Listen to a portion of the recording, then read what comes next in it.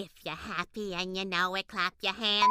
You. If you're happy and you know it, clap your hands. Eat shit. If you're happy and you know it, then your face will surely show it. If you're happy and you know it, clap your hands. They played San Jose last night.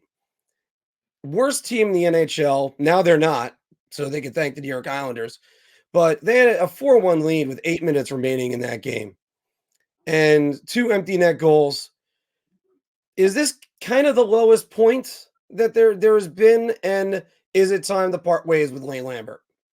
2 empty net goals? What do you? Well, the Sharks pulled their empty net. Okay. They had their empty net. Yeah, you know, extra attacker goals. I'm sorry. Yeah, that's funny. There are 2 things that are true here. First, I'll start with the good. They're 5-1-2 in their last 8 games. Okay, they have the 7th best power play in the league, which is, mind blowing for an Islander fan because they've always struggled in that regard. They're only 2 points behind the Carolina Hurricanes for second in the Metro, and right now they are in a wild card spot. So hold on, I just want to quote Homer Simpson for you. That's good. Okay. That's all good. However, there was nothing good about last night. The Sharks, obviously, they were, prior to last night, they were the worst team in the league. Although they have been playing better of late, you got to give them their due. Yes, when you have a 4-1, hell, they almost did this to the Rangers the night before. They were down 6-3. They came back and made it 6-5. So the Rangers almost did the same thing. But you have a 3-goal lead in the third period of 8 minutes left. It was completely unacceptable. And a lot of Islander fans, I would say the majority of the fan base, are fed up with Lane Lambert, and they want him to be removed. And rightfully so. Happens once, you could be like, all right, twice, all right. But the Islanders have blown numerous leads in the third period at this point in this season, and it's unacceptable. It really is. I think that this guy is.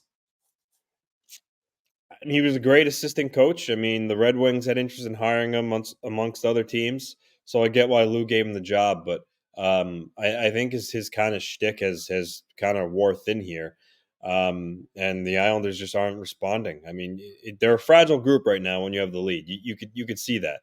And again, it was similar to the other night when they talked about when they blew that Devils game. I told you guys, once the Sharks, made it 4-2, I was like, all right, this isn't good.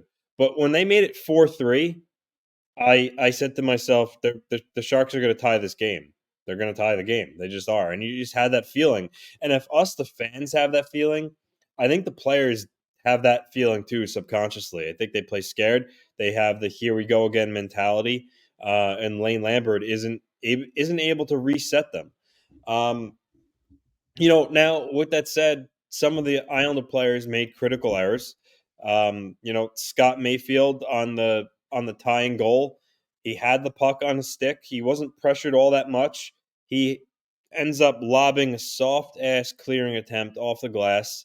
The Sharks keep it in, and then they score. But not only did they score, if you saw the goal, Tomas Hertl, their best player, okay? Yep.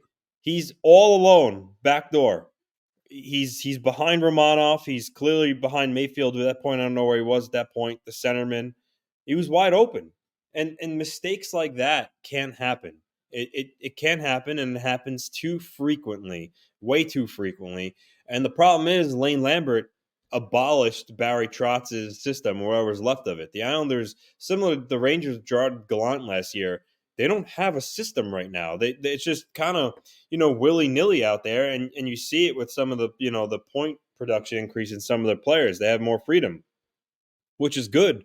But their attention to detail on the defensive side of the puck has totally gone by the wayside. And I said in a tweet earlier today, it's almost like the Doug Weight era of hockey is back with the Islanders right now, because there's no semblance of defense right now. It's hurting them. And Mark, I referenced to you, they're 2 points out of second in the Metro, correct? Mm-hmm. Look how many points they gave away They gave away so many points that they actually should theoretically be close to the Rangers right now for first. And that's not an over-exaggeration. That's the reality. They have given away at least 6 to 8 points that they lost. And it's unacceptable. It's completely unacceptable. And why Lambert still has a job, I don't know. Is it because Lou Lamoriello looks at the standings and see where they are? I mean, I hope he's not that dense enough and he can see past that. Because while they're competitive right now and in a somewhat good spot, it's masking a lot of things, and those are some fatal flaws they have right now, especially behind the bench. So, look, for me, I don't know why he had a job this morning. The Lou Lamoriello of 20 years ago probably would have handed Lambert a pink slip before he even, right the minute he stepped off the bench last night.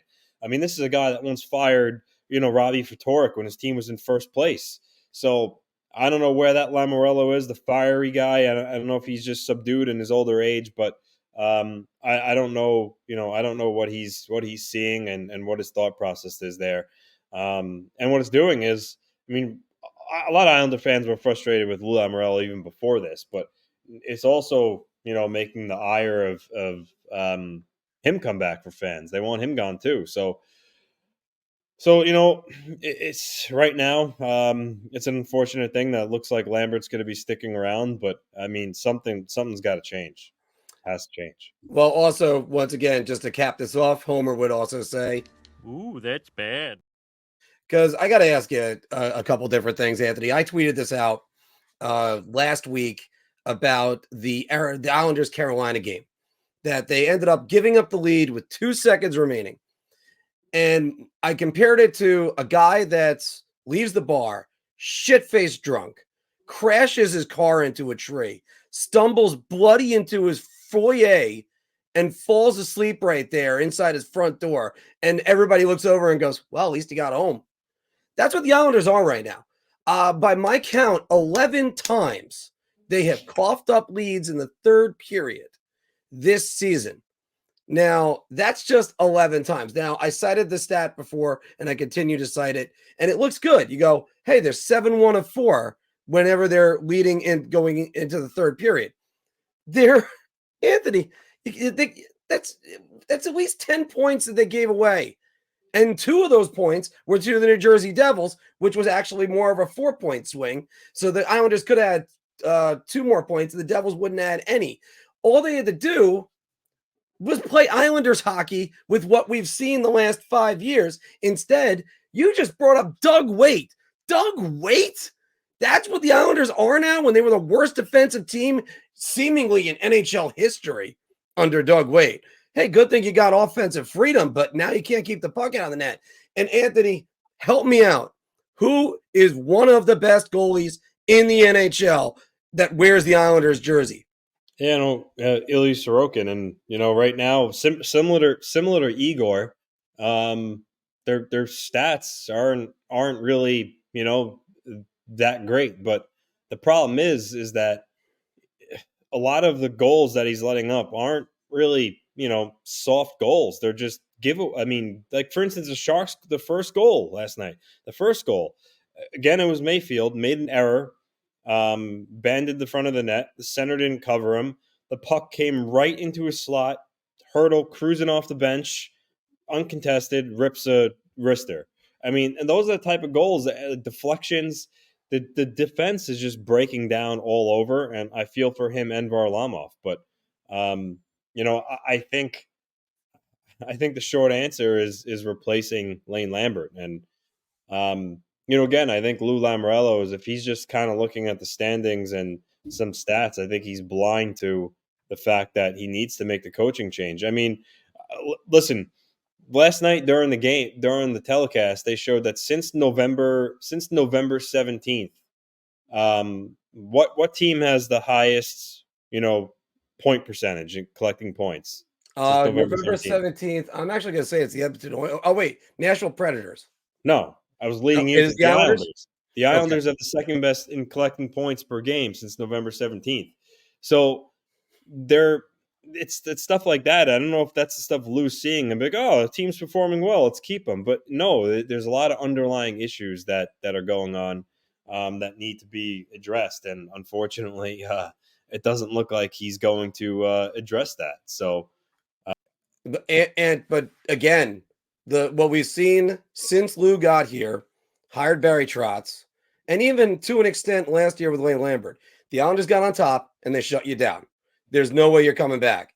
Everybody knows you can come. They are the worst team in the third period in the NHL now. I think the San Jose Sharks statistically, but you know what? You just lost to the San Jose Sharks. Mm-hmm. So now they are the worst team in the third period. That's not the New York Islanders. And I know they can possibly like get that back and get that feeling back. But I mean, Anthony, you can't be a serious Stanley Cup contender like this. And it gets late early out there, especially when there is so much competition in the Metro. And we're going to talk more about teams in the Metro in the Bar Talk segment. But you can't have that happening. By the way, everybody, I've just recently published my latest article. What is your team wishing for Christmas? And for the New York Islanders, Anthony, it's very simple. They only play 2 periods of hockey now. That's it. Then the Islanders are the best team in hockey. Well, you know what the funny thing is? They scored 2 third-period goals last night, and you thought that was them taking care of business, putting a team away. And then until, it all unraveled. So the one thing I could say, and a little bit of inside info, is that I had heard that Lou Lamoriello was interested in John Hines before the Wild ultimately made a coaching change and took him. So to me, that at least says that he's been, he's thinking about a coaching change, but, I don't know what now that he was off the board, what his mindset is in that regard. But, I think a change is necessary, but again, it doesn't look like we're going to get it. So we'll have to see how the next, couple of games go here, but, it's just frustrating to lose a game like that. It truly is amazing to me, Anthony, because obviously you could see the Brian Leetch jersey behind me, but I'm getting frustrated by this. Almost for you, I'm getting frustrated. But we cover the team. We're looking at everything they're doing. This has to stop. This has to stop. And it drives me crazy watching it and just going, all right. Well, by the way, one good thing that might come out of this, I don't think Lou ever wanted to fire John McClain in New Jersey. And maybe there's a second opportunity with him right now. I don't know. Granted, he has the power play really going. He fixed that. But if Lou made a coaching change, I don't think he would elevate an assistant. I think he would go out and get a guy who's experienced that's out there right now. Well, so Lou has also done strange things like Adam Oates and Scott Stevens as co-captains. He'll think outside the box. He'll do whatever it takes to win, even if that means he has to go down to the bench and coach himself, as the story that Jim Dow told when he was on with us. And please like and subscribe to our channel. We have a lot of great hockey content and an entertaining interactive podcast. So check us out and our library of videos. Your ideas are intriguing to me, and I wish to subscribe to your newsletter.